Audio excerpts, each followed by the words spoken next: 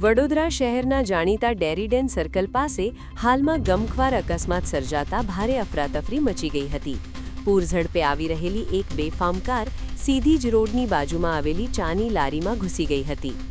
અકસ્માતને પગલે ઘટના સ્થળે લોકોના ટોળા ઉમટી પડ્યા હતા અને નાસભાગ મચી ગઈ હતી।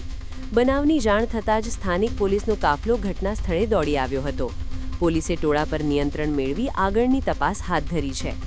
ચા પીવા આવેલા મહિલાઓને પહોંચી ઈજા પહોંચેલને હોસ્પિટલ खाते खसेड़वामां आव्या।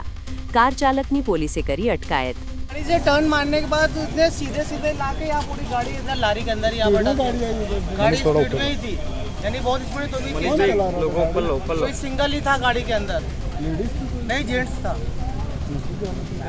अब वो तो अपने नहीं बोल सकते, तुरंत पुलिस आई और उन्होंने तुरंत आकर लेकर गए उनको।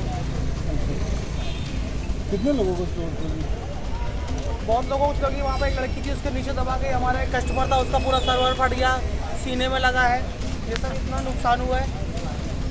आपका नाम क्या? सुमित सिंह।